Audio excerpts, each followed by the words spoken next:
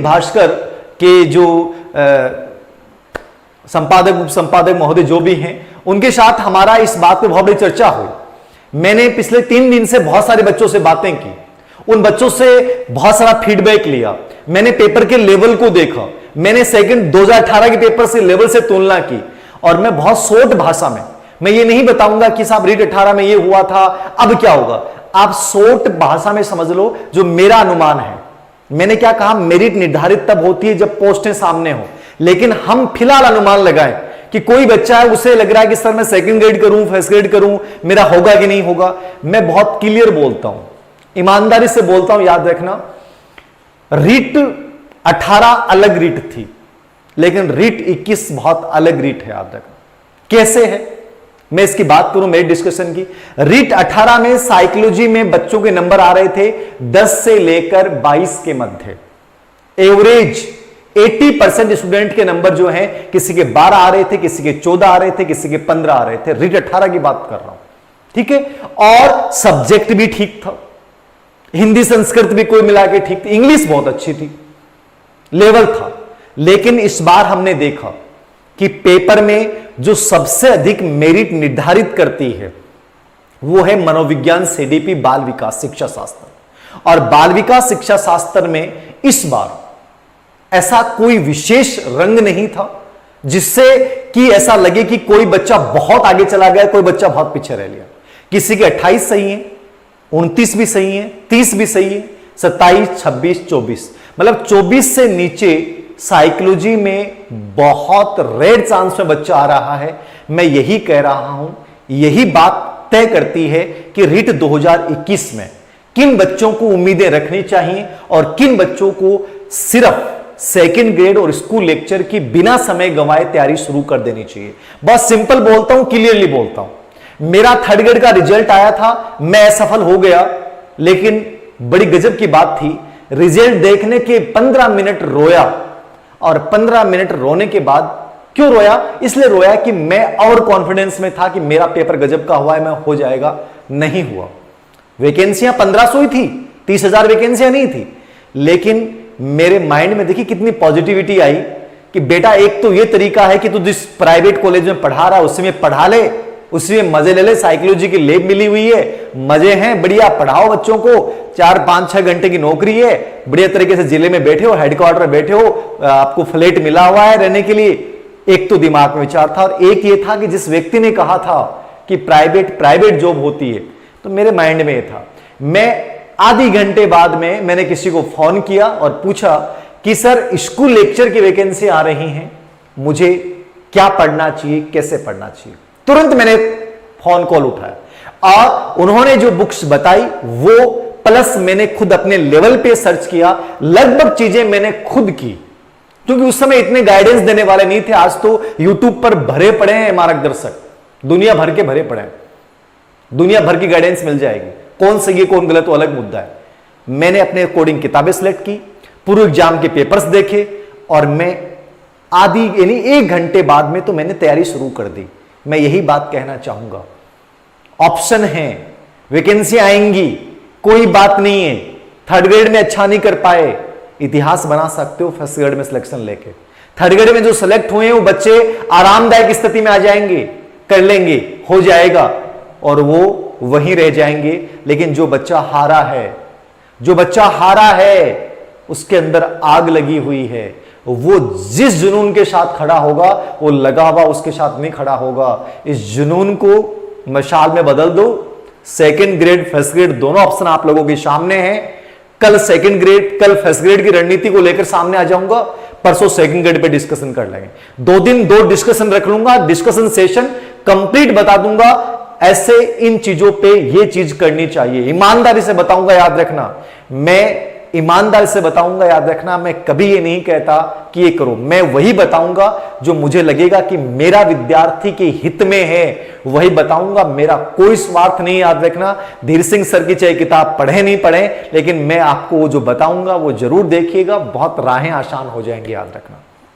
सुनिएगा मेरिट की बात, मैंने कहा कि लेवल बढ़ना है। मेरिट 2018 की तो कदापि रहनी नहीं है, और पेपर का लेवल था, इजी था।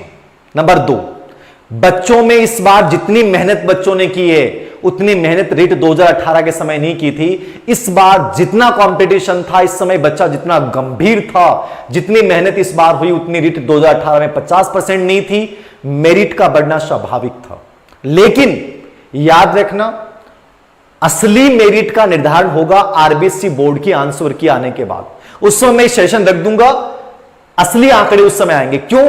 क्योंकि मेरिट को लेकर बड़ी प्रॉब्लम क्या है, जैसे आपका एक प्रश्न आ रहा है टीचिंग मेथड में कि सीसी के अंतर्गत क्या शामिल है, तो सर्व व्यापक मूल्यांकन में वो कह रहे हैं कि साहब प्रश्नों की व्यापकता है कि दायरे की व्यापकता है। तो मुझे लगता है कि उस प्रश्न का आंसर दायरे की व्यापकता होना चाहिए। आपने जो कोचिंगों की आंसर की उसके अकॉर्डिंग मिला लिया, कोचिंगों की आंसर की में डिफरेंस आता है। मैंने जो बनाया उसमें भी डिफरेंस आएगा, दूसरी कोई व्यक्ति बनाएगा उसमें डिफरेंस आएगा। हर व्यक्ति का अपना व्यक्तिगत मत है। हो सकता है मैं भी गलत हो जाऊं, क्योंकि मैं भगवान नहीं हूं। हो सकता है वो टीचर भी गलत हो जाए, वो इंस्टीट्यूट भी गलत हो जाए, क्योंकि आरबीएससी बोर्ड वाला जो एग्जामिनर होगा वो अलग ही एटीट्यूड का होगा। वो हो सकता है कि गलत को सही मान ले और सही को गलत मान ले, तो बड़ी मुद्दा ये होगा। तो जैसे सीसी वाला प्रश्न है, अपने साइकोलॉजी में एक प्रश्न आया था कि विकास निरंतर चलने वाली प्रक्रिया है लेकिन बच्चों का सीक्वेंस एक समान रहता है। अब उसका 100% उत्तर समान प्रतिरूप का सिद्धांत होना चाहिए, लेकिन बच्चा रिट लगाएगा कि साहब विकास निरंतर चलता है, ये तो सतत विकास कहता है, और वो हो सकता है कि उसका आंसर 1 और 3 दोनों मान लीजिए, डिलीट कर दिया जाए। हो गया ना? जो बच्चा 140 माने बैठा था उसके 138 आ गए। हो सकता है कि एक पर्सन हमने डिस्कशन किया व्यक्तित्व वाला, तो खैर सही है। व्यक्तित्व वाले प्रश्न में मैंने डिस्कशन किया था, उसने बताया था कि मैं परसों जो है बता रहा था, उस समय मेरे माइंड में आ गया था कि है पूछ रहा है, तो व्यक्तित्व वाले प्रश्न में तो वही आएगा वस्तुनिष्ठ। प्रक्षेपी परीक्षण की विशेषता नहीं है, वहां तो डेफिनेटली वस्तुनिष्ठ आएगा। मैंने टेलीग्राम पे फाइनल आंसर की डाल भी दी थी, और यूट्यूब पे सॉल्व करते समय जरूर मैंने अस्पष्ट उद्दीपक बताया था, क्योंकि मैं ये समझ गया था कि विशेषता कौन सी पूछ रहा है। तो अस्पष्ट उद्दीपक तो इसकी मूल विशेषता होती है, क्योंकि अपनी किताबें में मैंने लिख रखा है, तो उसमें तो कोई डाउट ही नहीं है। तीसरा प्रश्न जैसे विवाद को लेकर यह है, आरटी 2009 में 30 बच्चों वाला अनुपात होगा कि 40 वाला अनुपात होगा। 30 भी सही है और 40 भी सही है। अब ये दोनों माने जाते हैं या प्रश्न को रोका जाता है। तो इस प्रकार से मैं कह रहा हूं, ऐसे एक प्रश्न हो सकता है साइकोलॉजी में जो हमने चर्चा की थी कि विश्वसनीयता वाला है, तो विश्वसनीयता वाला रिलायबिलिटी का मतलब होता है बारंबारता, वो सही अपनी जगह, लेकिन गुणांक की समरूपता ये भी कहीं ना कहीं आंशिक सत्य है। गुणांक की समरूपता भी आंशिक सत्य है, क्योंकि समान स्थिरता की तो बात विश्वसनीयता कर रहा है, तो कहीं ना कहीं भाषा उलझा रही है।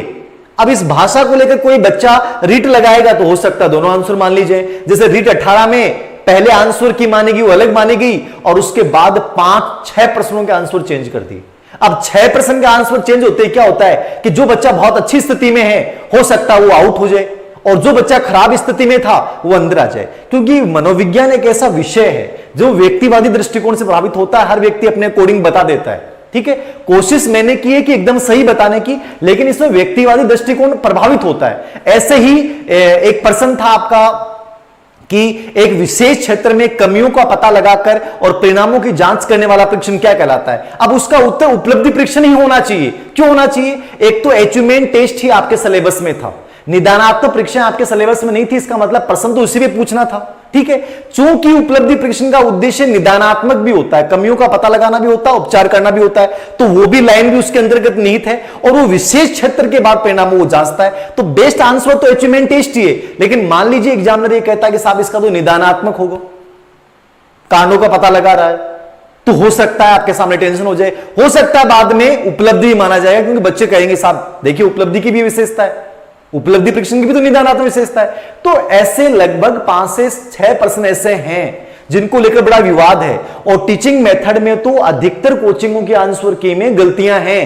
टिचिंग मेथड को लेकर अधिकतर कोचिंगों के आंसर की में टीचिंग मेथड को लेकर बड़ी मिस्टेक्स हैं, गलतियां हैं। अब मान लीजिए उनके अकॉर्डिंग आपने आंसर की मिला ली और आपका कॉन्फिडेंस डाउन हो गया कि सर मेरे तो उस आंसर के अकॉर्डिंग, क्योंकि उनके 3-4 प्रश्नों में वेरिएशन है, वो प्रश्न सही नहीं है। कल हो सकता है मैं सेशन इस पर भी रख लूं टीचिंग मेथड के ऊपर भी कि कौन से प्रश्नों को लेकर बड़ा विवाद है। तो अभी इतना टेंशन नहीं लें, मैंने जो बताया है मेरे प्रश्नों में सिर्फ एक ही कॉन्फ्लिक्ट था, मैंने बता दिया है। व्यक्तित्व वाला आप सही कर लेना, मैंने उसमें प्रक्षेपी विधि की विशेषता में आपको विश्वसनीयता करना है, ठीक है। दूसरा विश्वसनीयता वाला डाउटफुल पर्सन है, समान विकास की निरंतरता और समान प्रतिरूप को हो सकता है, दोनों आंसर इसके मान लिए जाए। और बाकी तो कोई विशेष नहीं। हाँ, बुद्धि वाले प्रश्न पे आप कह रहे थे कि सर आपकी किताब में लिखा हुआ कि बुद्धि स्मृति नहीं है, तो मैंने उसका आपको पहले उस दिन भी किया था कि बुद्धि को स्मृति नहीं कह सकते, बुद्धि को ज्ञान नहीं कह सकते, बुद्धि को कौशल नहीं कह सकते। बुद्धि का समानार्थी शब्द नहीं है स्मृति, लेकिन स्मृति मानसिक योग्यता, इसलिए घटक तो है। ये घटक तो मानसिक योग्यता सभी होती है। उसका बिंदु का मतलब ये था, वो किताब का है, ऑथेंटिक है, याद रखना। बुद्धि को स्मृति नहीं कह सकते, लेकिन बुद्धि स्मृति बुद्धि का तत्व जरूर है, याद रखना। तो उसको लेकर कंफ्यूजन लेने के लिए व्यवसायिक रुचि ही उसका आंसर सही होगा, उसमें आपको कोई डाउट नहीं रखना है। तो मेरे अकॉर्डिंग ये 2-4 प्रश्न थे जिनको लेकर आपके माइंड में कन्फ्लिक्ट चल रहा है कि सर क्या होगा क्या नहीं होगा। बाकी हर आंसर अपनी जगह जो है वो सही है। बाकी तो देखिए क्या होता है। एक कह रहे सर मध्यावधि परीक्षा वाला आपने उसका बताया रचनात्मक मूल्यांकन में नहीं होगा। देखिए योगात्मक मूल्यांकन का मतलब होता है निर्धारित अवधि के बाद होने वाला। तो मध्यावधि परीक्षा हमेशा निर्धारित अवधि के बाद होती है, एक निर्धारित पाठ्यक्रम के बाद होती है, इसलिए वो योगात्मक मूल्यांकन का पाठ है, याद रखना। तो वो तो योगात्मक ही होगा। और तो कोई प्रश्न नहीं था डाउटफुल वाले में, तो ये थे जो मुझे लगा कि इन पे लेकर। तो कट ऑफ की अपन बात कर रहे थे, बीएसटीसी वाले क्या करें। अब बात आ रही है लेवल फर्स्ट की। आप कह रहे हो सर लेवल फर्स्ट में मेरिट। मैं आपको ईमानदारी से बात बोल रहा हूं, मैंने बहुत से बच्चों से बातें की और मेरे से जो बच्चा जुड़ा हुआ मुझे झूठ नहीं बोलेगा, ये मुझे पक्का पता है।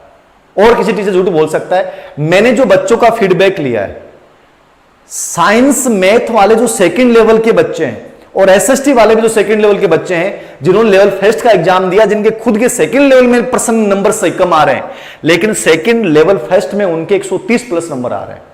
मतलब ये चीज ये कह रही है कि यदि अंतिम परिणाम में बीएड सेकंड लेवल वाले बच्चे स्पेशली शामिल होते हैं, तो आप मान के चलिएगा कि लेवल फर्स्ट की मेरिट 125 से कम तो कदापि नहीं रहने वाली है। मेरे अकॉर्डिंग जो सेफ स्थिति रहेगी लेवल फर्स्ट में, वो रहेगी 130 प्लस।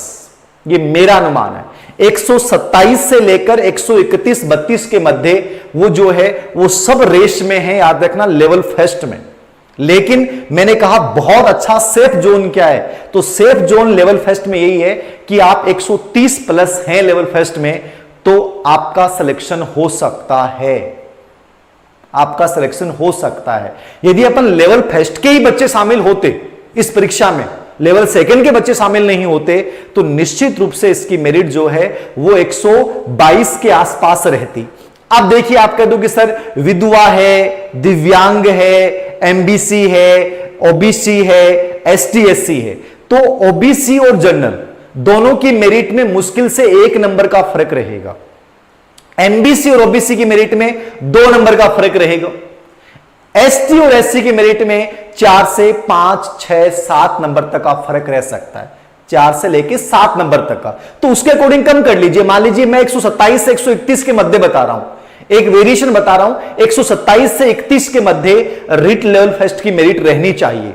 हो सकता है इससे आगे भी चली जाए। तो 127 से मान लीजिए 122 के आसपास एसटी एससी, 120 तक एसटी एससी की रह सकती है। विधवा और दिव्यांग हैं, तो डाइवर्स वाली हैं, तो उनकी मेरिट जो है वो 113-14 तक भी आ सकती है, 112 तक भी आ सकती है, 110 तक भी आ सकती है लेवल फर्स्ट में। यानी 110 के आसपास विशेष कैटेगरियां जो हैं उनकी मेरिट रह सकती है। किसकी बात कर रहा हूं मैं? विशेष कैटेगरियां। तो आपके सामने 2 चीजें होगी। लेवल फर्स्ट में मेरिट सेफ जोन है 130 प्लस, क्योंकि 130 से 140 के बीच में लगभग मैंने जो सर्वे आज लिया था, इसके पहले और भी